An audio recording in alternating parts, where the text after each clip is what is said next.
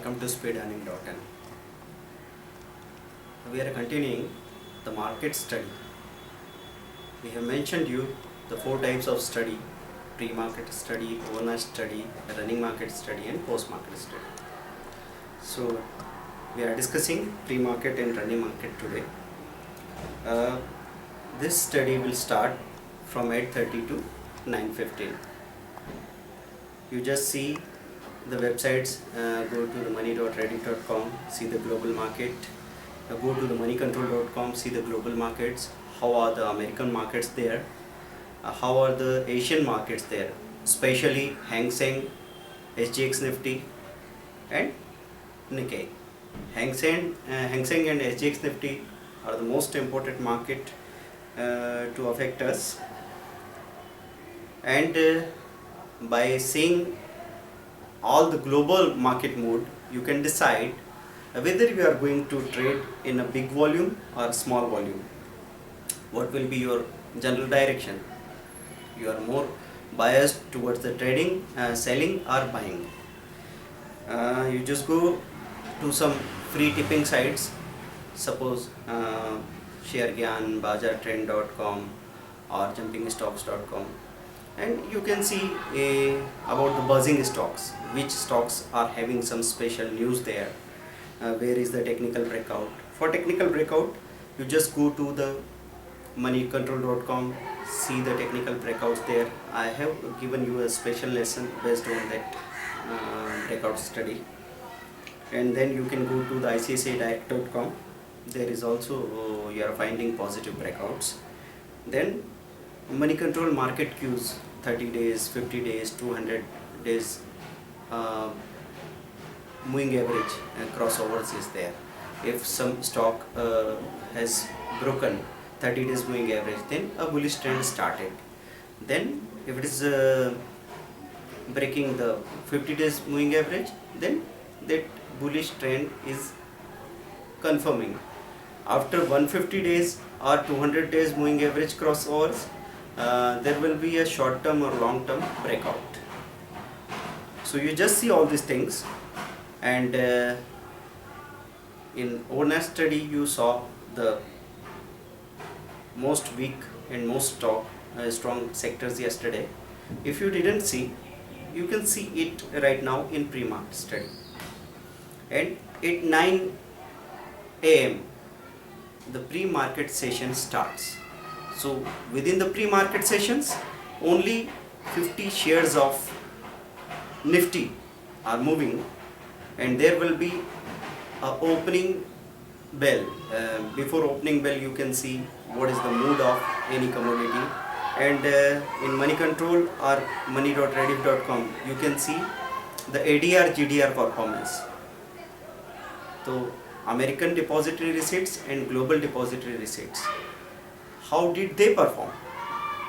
Based on that, you can predict the behavior in our Indian market. Then running market study, pre market study में जो मैंने आपको बताया कि आप बाज़ार खुलता है तो सबसे पहले मनी कंट्रोल redditmoney.com में जाके ग्लोबल मार्केट देख लेते हैं. उसके साथ में बहुत सारी कुछ फ्री टिपिंग साइट्स होती हैं, उनमें किस स्टॉक के बारे में ज़्यादा बजिंग हो रही है उसको मानना नहीं है, सिर्फ उसको दिमाग में रखना है, क्योंकि 3000 कंपनीज़ है और आपको वैसे भी कुछ स्टॉक्स को आउटलाइन करना होता है. तो आपके पास अगर 4-5 ऐसे स्टॉक्स हैं जो सबसे ज़्यादा बजिंग है, तो उन पे आप फोकस करके उनको स्टडी कर पाएंगे. फिर ब्रेकआउट आप देख लेते हैं, technical breakout 30 days, 50 day, 150 days और 200 डेज का मूविंग एवरेज कहाँ हुआ है. आप देखने वाले corporate action search NSE India की साइट में जाइए, और बाकी साइट्स में भी कारपोरेट एक्शन देख सकते हैं कि किसका मीटिंग या किसका डिविडेंड आने वाला है, या किसी तरह की कारपोरेट इवेंट होने वाली है, या डिविडेंड राइट इशू आने वाला हो, या कोई FPO आ रहा है, फॉलो ऑन पब्लिक इशू. अब रनिंग मार्केट पे हम लोग आ जाते हैं. रनिंग मार्केट जैसे ही बाज़ार खुल गया, then what will you do? You will start with the direction of index. What is the direction of Sensex? What is the direction of Nifty? Then what is the behaviour of large cap, mid cap and small cap segment? वो जो तेजी है, is it the bullishness due to large cap only? Is it the bullishness due to mid cap or small cap? So what is happening there, and what should we focus on that particular day?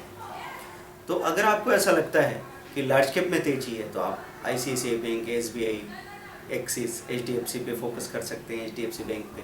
अगर आपको लगता है mid cap small cap में बात बन रही है तो फिर आप छोटे और मझोले बैंक्स पे जा सकते हैं। तो मिड कैप स्टॉक्स की लिस्ट को जब भी आप क्लिक करेंगे NSE इंडिया, BSE इंडिया में, तो उस तरह के शेयर्स की लिस्ट आपके सामने आ जाएगी और उनमें मूवमेंट ज़्यादा होता है। अगर बड़े स्टॉक्स में मूवमेंट दिन में 3 से 4% होता है तो मिड कैप और स्मॉल कैप में मूवमेंट होता है 10 से 15% का। देन NSEindia.com पे आपने इक्विटी स्टॉक में जाके सीधे देखा कौन से टॉप 3 गेनिंग स्टॉक से, टॉप 3 लूजिंग, वर्स्ट 3 सबसे नीचे बॉटम में लूजिंग स्टॉक से। ऐसे ही आप निफ्टी जूनियर में और मिड कैप में देख रहे हैं, वहाँ से आपके पास वो 3-4 शेयर्स, और फिर उनको सेक्टर से देखिए, सेक्टर से उनको टेली कीजिए कि अगर सेक्टर भी चल रहा है, स्टॉक भी चल रहा है, तो आप उसको बाय कर सकते हैं उसका चार्ट देख के।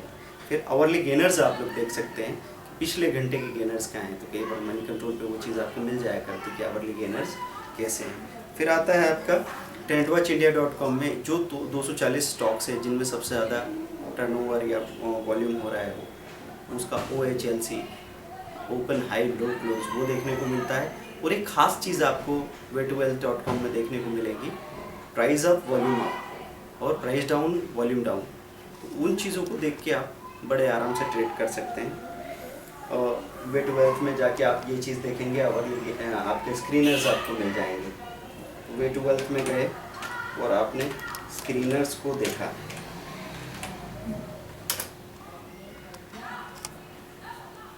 स्क्रीनर्स में आप अगर ये पूछते हैं कि कौन कौन से शेयर्स हैं जो 3% से ज़्यादा बढ़े हुए हैं, कौन कौन से शेयर हैं जो 3% से ज़्यादा घटे हुए हैं, वो चीज़ आपको वहाँ साफ साफ देखने को मिलती है।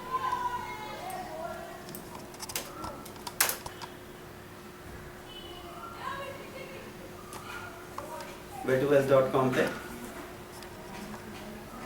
फिर आप आते हैं इकोनॉमिक टाइम्स पे।